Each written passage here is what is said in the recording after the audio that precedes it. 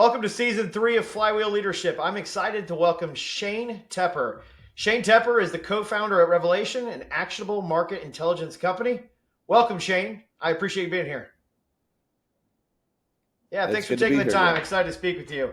We open up each show with our Beyond the Bio segment, so I'll ask you a few questions to share more about yourself beyond the highlight reel as an opportunity to learn more about you and your business. So let's get into it. What's your proudest professional accomplishment? My proudest professional accomplishment is probably founding my first business. It was a video production company.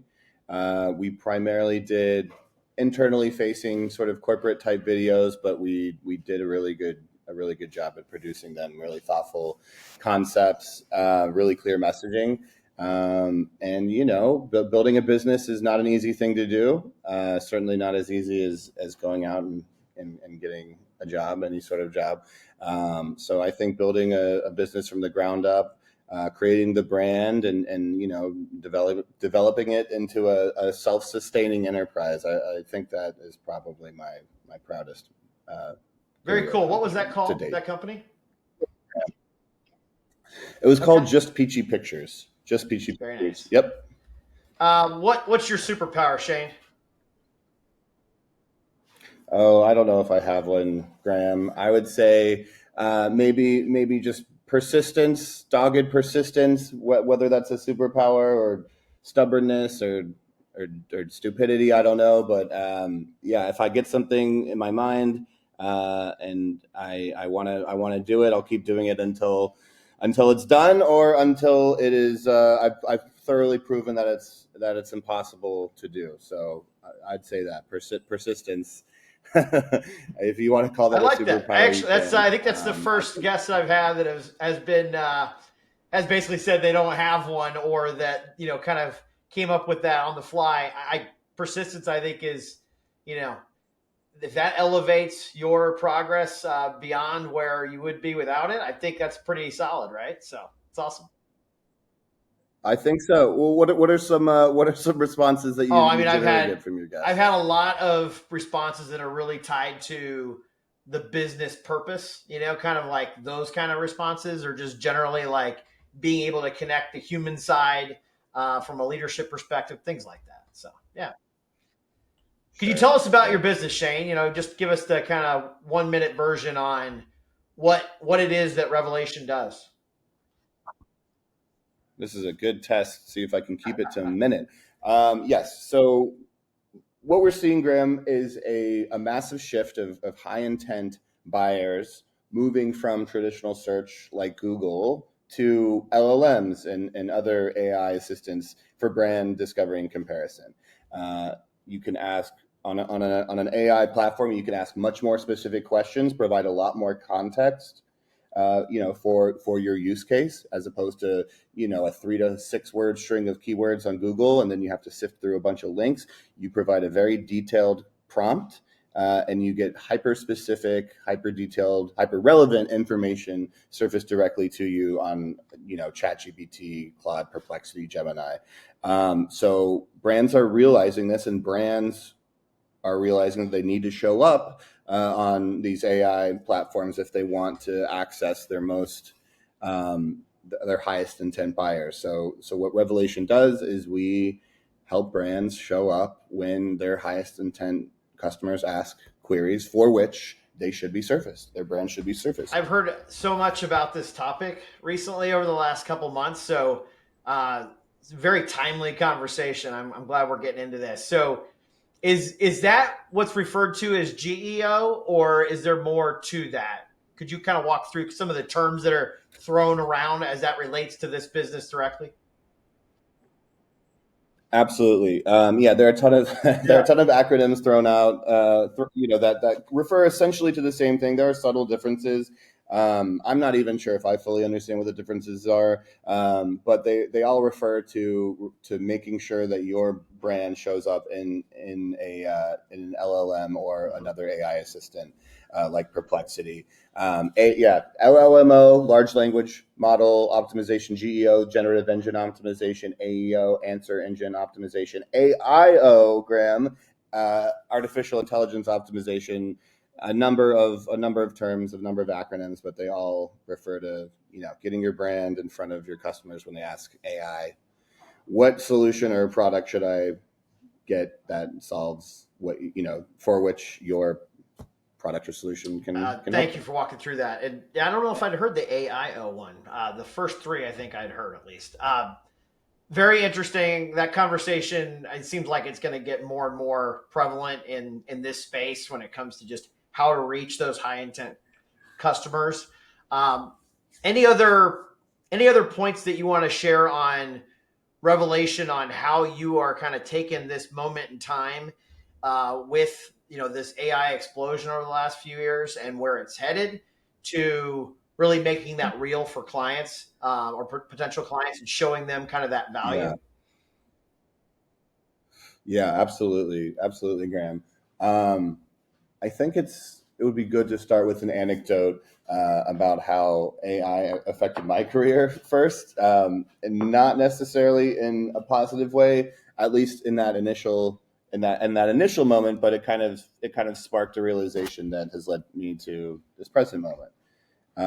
So my background uh, was in copywriting. I worked in advertising and then in-house at several technology companies. Um, and I had just been laid off from my last copywriting role. I was sitting in my San Francisco apartment. I came across ChatGPT's the first release of ChatGPT's model, and I had a creative brief that from an assignment. This is something that a product marketing team gives to a creative team, and it sort of scopes out the project, and here's what the copywriter should do, here's what the art director designer should do, and I put it into ChatGPT, and it within seconds it had 10 pretty tight sounding headlines that would have taken me about 45 minutes or an hour to write.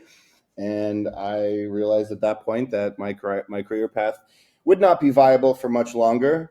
And I decided at that point, that it's probably a good idea to join the machines and see what this technology is all about and what it can do.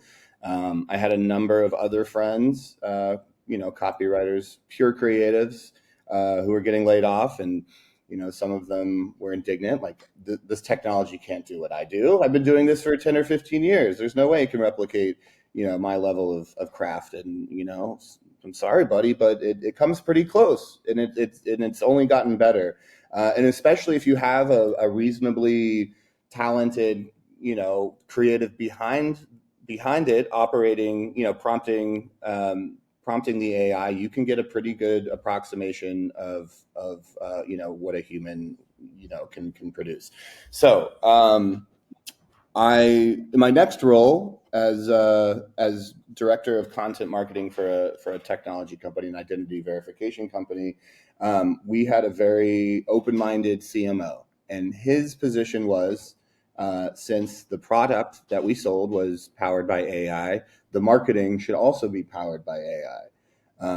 And he essentially had a policy where if you could make a business case to get a subscription for a generative AI service that could serve the marketing team, the marketing function, you could pitch it to him, and he would get a subscription. So for 2 years, I was able to essentially play with a lot of different generative AI tools, everything from writing to video generation, image generation, audio generation, and kind of really got pretty solid skills with these tools.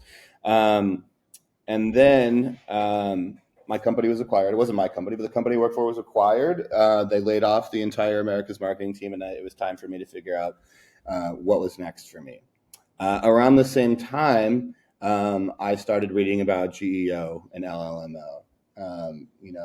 Brands starting to realize that they needed to be surfaced on AI assistants, AI platforms, in order to access these high intent customers, and that immediately made sense to me. I had never used, and these are B2B buyers, right? Looking for a particular software, CRM for my particular use case, or CMS for my business.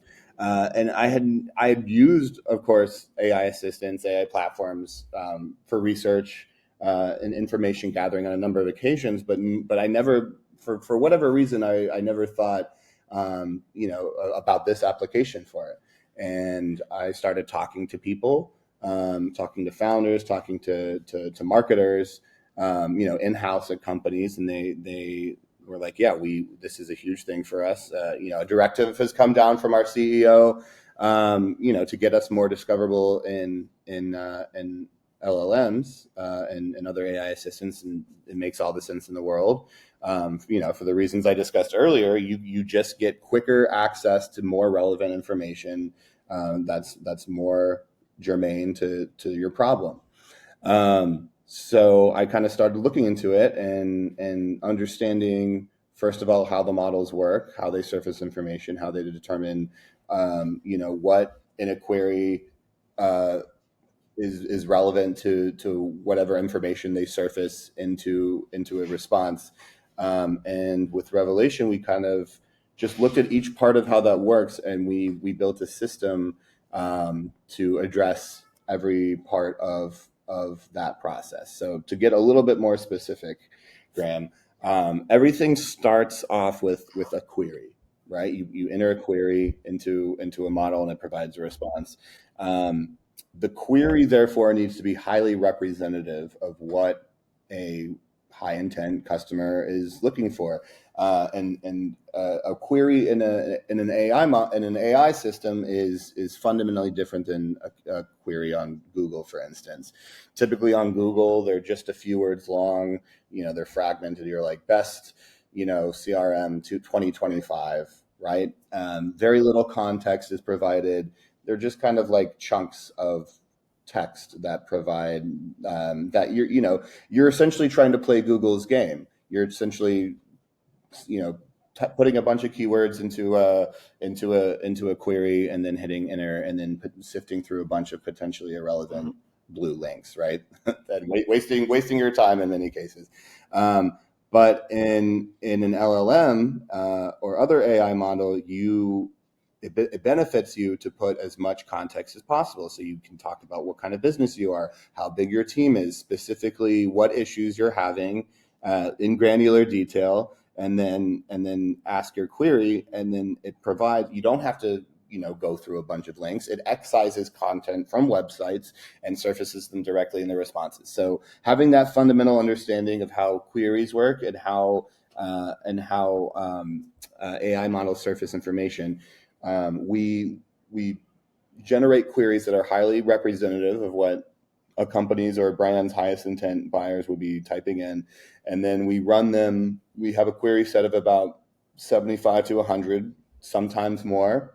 We run them through the AI models, and then we look at the responses. So we slice and dice that information in a number of different ways. We see what the citation sources are, what sources are the AI assistants determining to be authoritative, reliable, right? Because that's super important. That gives us context into, if we wanted to help our client brand improve their visibility, those are the sources where they need to be. That's where their information needs to be deployed to.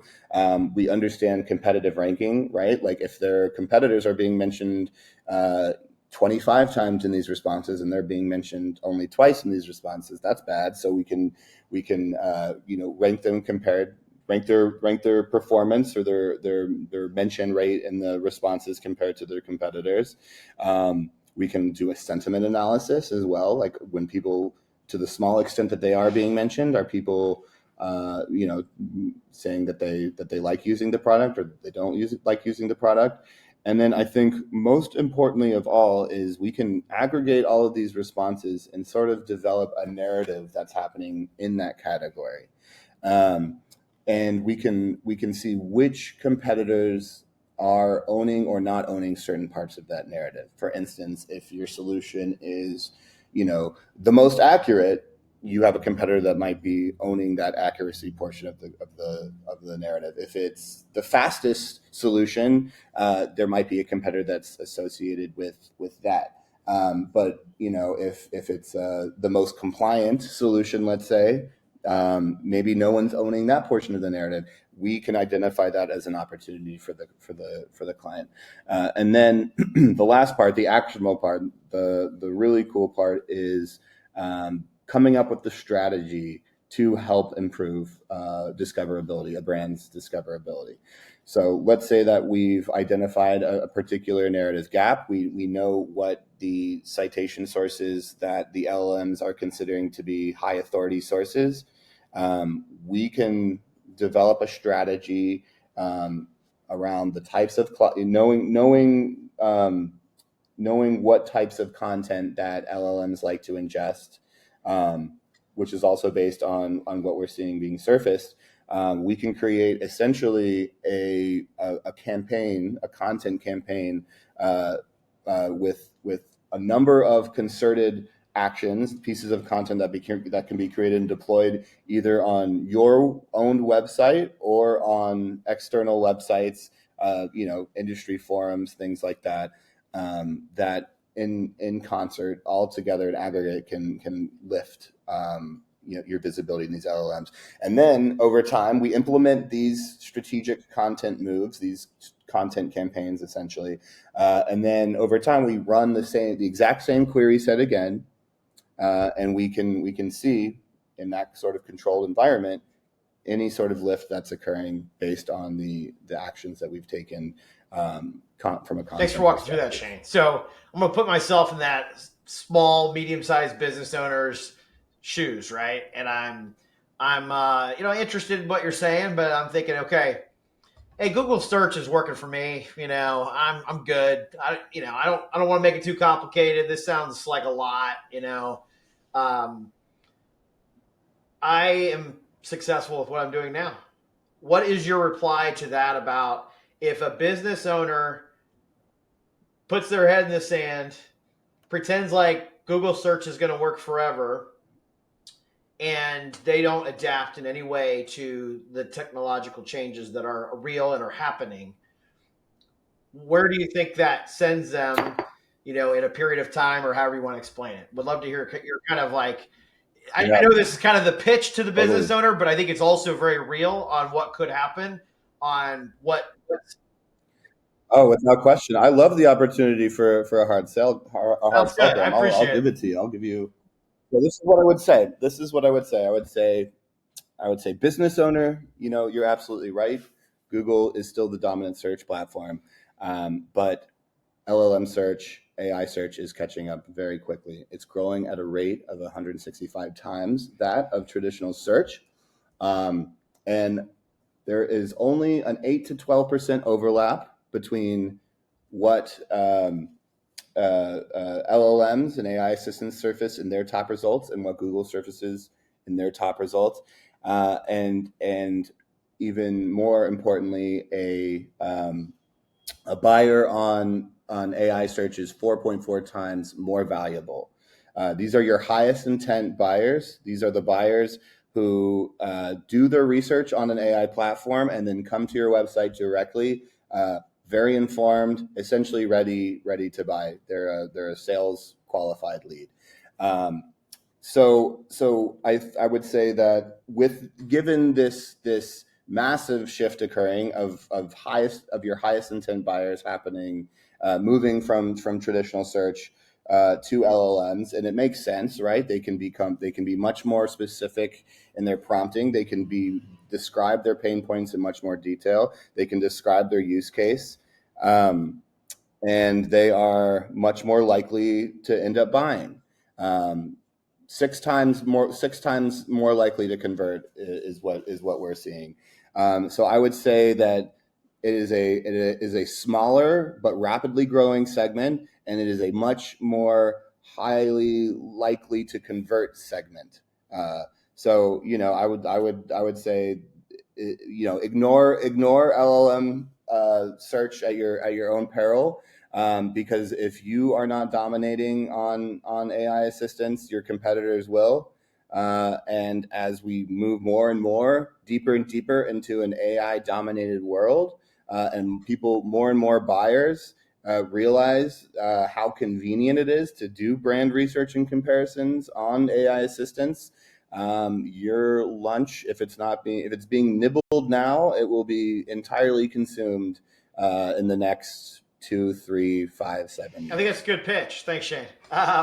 When it comes to the implementation of this, like, how hard is this for a leader of a business to get this thing really moving in their own operation? Like, how difficult is this? Time? Any of those kind of details you can share? Yeah, certainly. I would say not very difficult at all. What we do is we take a URL, and we have a very sophisticated piece of software that takes that URL and essentially does a big scrape of your website, understanding your value props, your offerings, your market positioning. What differentiates you from other solutions. We supplement that initial data scrape with a sort of industry contextualization pass where we supplement that with additional data.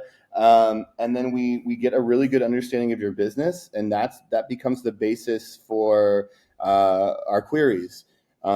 We generate queries based on this vast knowledge graph of your business, and then we have a layer of our product that translates the queries into actual customer language, because you're likely not using, actual human sounding language on your website. In many cases, you'll describe your solution as best in class or industry leading, and that's not generally how real human beings search in AI assistants for things. They'll be like, I'm having this issue with payroll, and we need a solution that can be implemented within weeks and not months, to not disrupt our operations. And I need that solution, right? They're not looking for best in class payroll services. So and all of that, Graham, requires no effort on the part of the business, just our knowledge of your URL. So we have the queries. We can run the queries through our system and do all that analysis that I alluded to earlier, and then we develop what we refer to as narrative opportunities. These pieces of content, the topics of that content, and where to deploy that content, whether it's on your own website or if it's on a third-party platform of some sort. So that's when the work begins, right? So we essentially do all of this other stuff, completely behind the scenes, and then when it's time to implement, a lot of it can be, if you have a content team in-house already, if you have a marketing team, we are able to provide such detailed instructions for how to create and deploy this content. How to create the meta tag, what meta tagging to use, what title to use, what domain extensions to use. A reasonably any reasonably reasonably competent content team or content person can implement these. We're also capable of doing the turnkey thing, Graham, where you can just we can handle everything, creating the creation and deployment of the content ourselves. And then the ongoing monitoring, where we check in over time and run the same prompt set, the same query set, and see how your performance has improved. That's also done entirely on our end. So on the business side, it's super light lift.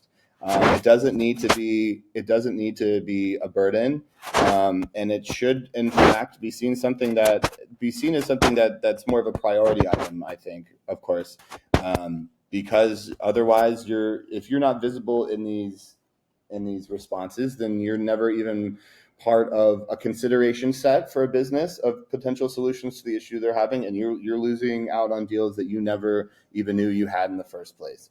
So you are able, if you're able to secure one additional deal through this optimization, through these optimization practices that we very nicely wrap up and deliver to you, it's essentially paid for itself, several times over, for based on what our monthly Okay, very good. fee Thanks, Shane. is.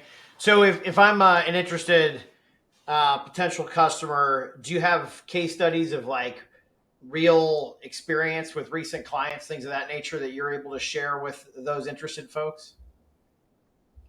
Perfect. Yes, I do.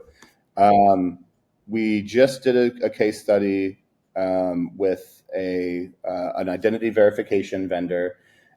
This is a company that when someone is applying for a line of credit or wanting to engage in some sort of a financial transaction, it collects all of a bunch of relevant information about them and validates that they're the person who they claim that they're being, and says, yes, this person is not a risk to proceed with this transaction, or they get flagged for further review. We did, we engaged with this client, and we determined that they were not very visible at all. They only showed up in 6% of the queries that for which they should have appeared as a solution for the issues that the clients that we simulated the clients were surfacing in their queries, and we analyzed the citation sources. We analyzed the competitors and how they were being surfaced. We came up with 6 focused actions, 3 on page and 3 off page. We noticed that, for instance, all of the top performing competitors were on Wikipedia. They had entries on Wikipedia, and our client did not. So we created a neutral Wikipedia page, very detailed, of course, conforming with all of the rules of Wikipedia. You can't be promotional or salesy in a Wikipedia article. You have to, present the information in an objective manner. So that was a huge piece of it. We had them guest write a blog that appeared on a source that was heavily cited as well in the responses to our query set. And then they did several items on their own webpage. They created a guide on a particular topic. They created a comparison piece of content as well that directly referenced competitors. So they took all these actions that we determined would boost their visibility on LLM responses, and we were able to increase their visibility by a factor of, and I have the case study up here, Graham. They were visible in 6 of 100 queries prior, and then after 90 days, were visible in 31 of those 100 queries. So that's a 25% boost in their visibility, and then we were able to increase their visibility across all. I alluded earlier to different narrative themes within verticals. We had identified 3, and we were able to boost them by at least 35% over all 3 of those themes, of those concepts. And then we were able to determine that, and then we try and tie it to revenue, Graham, and that is the most challenging part. But we have a methodology that we've developed based on the number of inbound leads, based on the percentage of those that become sales qualified leads, and based on the win rate that we anticipate that is validated by the client, and then also based on their average contract value, the ACV. So through that applied methodology, we estimated that we saved this client approximately $800,000 in annual revenue by boosting their visibility across these AI assistants. Very cool. Appreciate you sharing the story. Shane, before we wrap up, anything else you'd like to highlight about your work? Just that it's been kind of a wild, circuitous journey for me.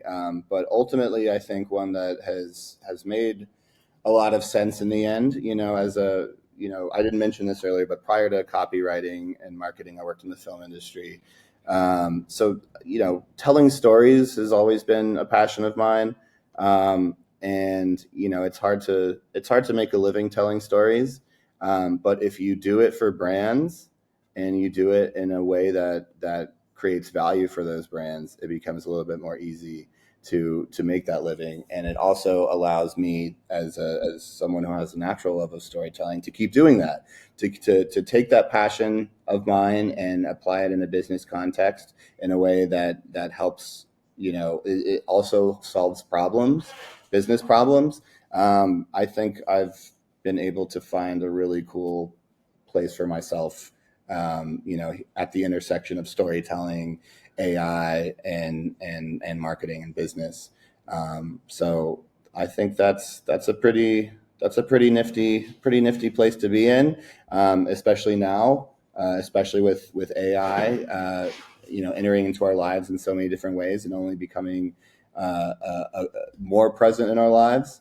And I think we're pretty well positioned to do really well in this new world of marketing and Very brand good. Thanks, discovery. Shane.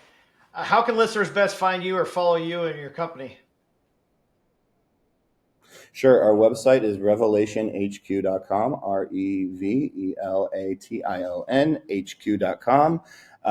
You can also follow me on LinkedIn if you'd like. My name is Shane H. Tepper. I use my middle initial because there's actually another Shane Tepper who is a content marketer out there. But I was here first, Graham. So, but yeah, I would say LinkedIn or our website, probably the easiest way to connect with us. And I post very frequently on all topics related to AI and GEO, and on more broadly on AI's implications for society and economy and the value of human work, those sorts of more philosophical topics. But I love thinking about this stuff. I love writing about this stuff. So look, check us out, give us a follow, and that's Very that. good, That's the Shane. story, What Graham. do you want those you have worked with to say about your impact on them? Oh my man. I want people to think. I hope that people consider me a genuine and authentic person who did meaningful work, who did impactful work. I'm super into to insights and data. Of course, I like being able to back up any of my thoughts or any of the things that I that I say with data. I don't want to be a fluffy, full of crap person, So I want the people who work with me to be like Shane. Is pretty on top of it. He knows what he's talking about, and I can prove it.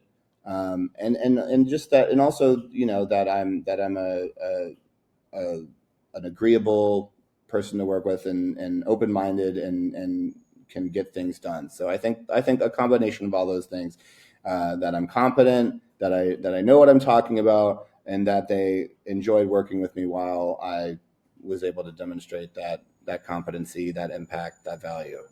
So thanks, Graham.